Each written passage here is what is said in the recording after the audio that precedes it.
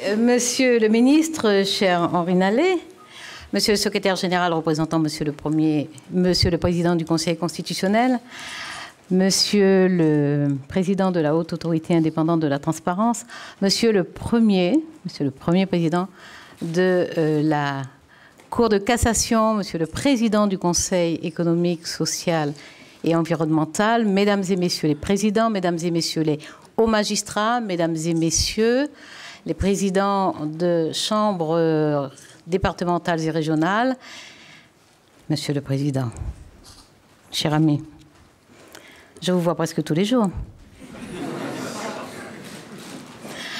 Nous avons tracé de beaux plans il y a encore quelques jours seulement à la chancellerie et je vous remercie pour le temps que nous avons passé ensemble à réfléchir, à préciser vos projets et la part que la chancellerie prendra, bien entendu, dans l'évolution de cette belle profession d'huissier, parce que vous êtes très prospectif, vous renouez avec la tradition, c'est-à-dire que vous faites un bond de 30 ans pour rétablir une cérémonie qui avait lieu, mais vous vous projetez aussi pratiquement sur 30 ans dans l'avenir.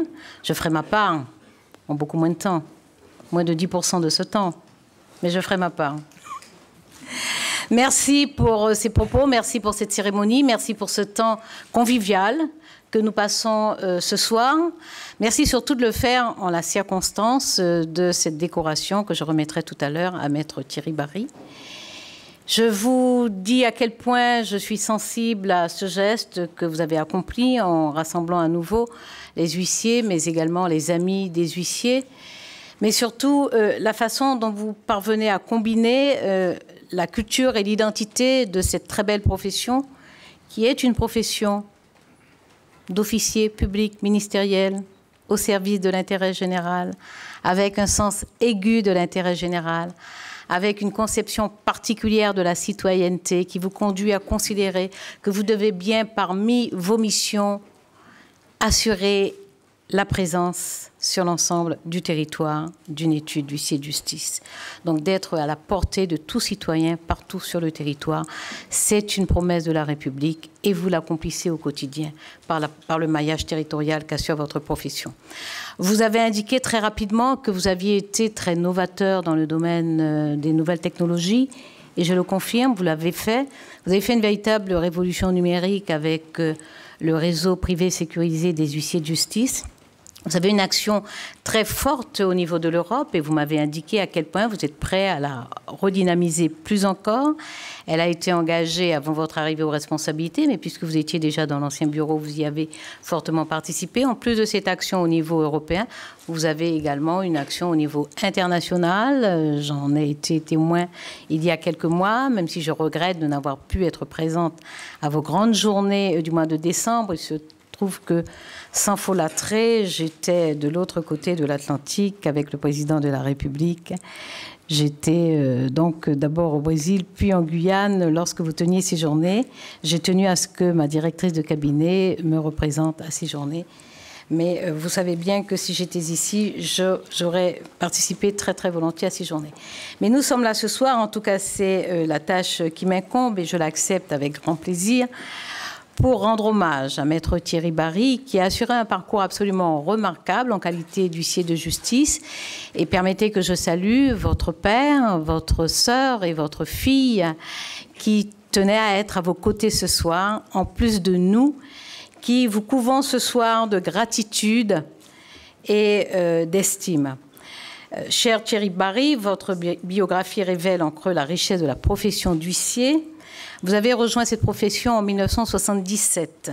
Après des études universitaires de droit, vous rêviez d'être avocat, m'a-t-on dit. Et en fait, c'est la profession d'huissier qui vous a aspiré. Vous avez commencé en qualité de clerc, mais très vite, vous êtes devenu huissier de justice à Le Quesnoy, puis huissier de justice associé à Valenciennes et ensuite à Lille. Vous ne vous êtes pas contenté de l'exercice professionnel de votre métier, vous avez voulu aller au-delà en participant à la vie de la profession, ce que vous avez fait durant de longues années, ce que rappelait à l'instant Monsieur le Président Sanino. Vous êtes chargé de cours auprès de l'École nationale de procédure, responsable local de cette école pour la région Nord-Pas-de-Calais à partir de 1989. Vous prenez aussi la charge de la cellule juridique de la Chambre nationale, et cette Chambre nationale peut également compter sur vous pour les congrès qu'elle organise. Et je peux témoigner que ces congrès sont bien organisés. Vous y traitez de thèmes variés, riches, du droit et de la pratique professionnelle. En 1989, sur le thème de l'inexécution de la décision de justice. En 1992, à Bordeaux, sur le thème « La justice oubliée dans l'Europe de 1993 » ou « Économie et justice, une nécessaire harmonie ». En 1993, encore, vous êtes rapporteur général au Congrès qui a pour thème « Le droit à l'habitation, dilemme juridique permanent ». Ces congrès donnent à la profession une visibilité essentielle à son rayonnement. En 1997, vous êtes élu délégué général par votre chambre régionale. Depuis, elle vous renouvelle sans cesse sa confiance. Dans cette fonction, qui, c'est une certitude, vous passionne, vous mettez à l'œuvre votre tact, votre écoute, votre goût des autres et de l'action. Il y a une véritable constance dans votre investissement, le goût de la formation. Depuis 1994, vous êtes directeur du département formation des stagiaires. À une époque où la formation continue n'est pas encore obligatoire, vous créez l'Institut de formation continue des huissiers de justice, dont vous devenez directeur. Vos qualités pédagogiques exceptionnelles sont reconnues et on sait que pour la pédagogie, évidemment, il faut de la technicité, mais il ne faut pas que de la technicité.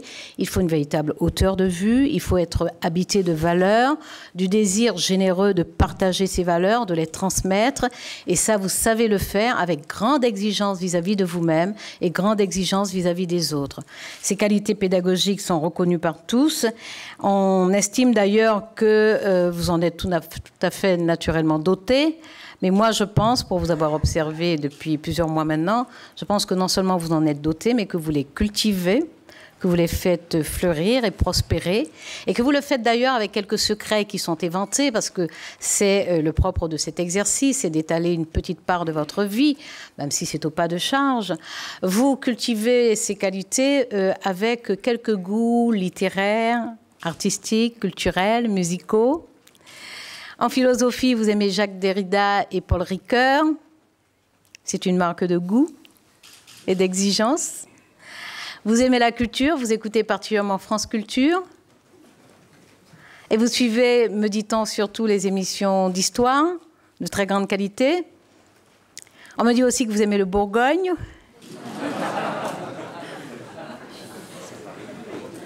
Et que vous avez des talents d'œnologue. Enviés, qui font envie au président Sanino. Et que vous aimez la musique classique. Ben moi aussi. Je m'y connais moins bien que vous, mais nous pouvons en faire un échange de savoir. Je vous entraîne dans le jazz.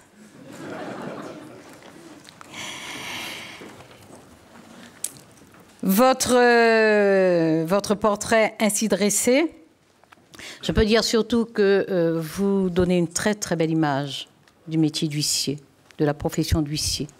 Vous êtes une belle figure de l'huissier. Et tout votre parcours, parce que là je n'ai dévoilé que quelques éléments, mais ceux qui vous connaissent et vous fréquentent savent comment vous êtes pétri de qualité. Vous êtes un humaniste profondément, vous êtes attentif aux autres, vous êtes exigeant vis-à-vis de vous-même d'abord, pour la relation avec l'autre. Et tout votre parcours démontre à quel point ces qualités sont structurantes chez vous, à quel point elles sont essentielles, à quel point vous avez veillé précieusement, scrupuleusement à les laisser s'épanouir en vous. Je suis extrêmement heureuse de saluer une personnalité comme vous, de décorer une personne comme vous, parce qu'en fait, votre juge, celui que vous acceptez de vous interroger, ce seul juge, c'est votre conscience. Et tout votre parcours, toute votre vie témoigne de ce que vous avez eu chaque jour, le souci d'être fier de ce que vous faites, de rester digne et d'être fier de ce que vous faites, de ce que vous êtes. Comme si vous exécutiez cette injonction de René Char. Tiens vis-à-vis de toi, tiens vis-à-vis des autres ce que tu t'es promis à toi seul. Là est ton contrat.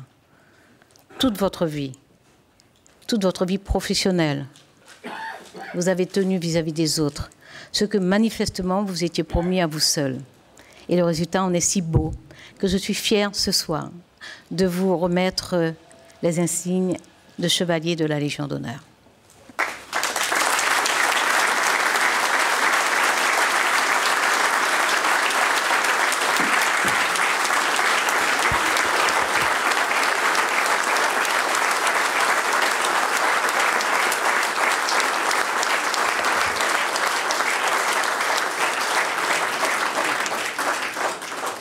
Monsieur Jovet?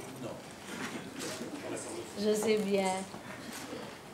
Maître Thierry Barry, en vertu des pouvoirs qui nous sont conférés au nom du président de la République, nous nous faisons chevalier de l'Ordre national de la Légion d'honneur.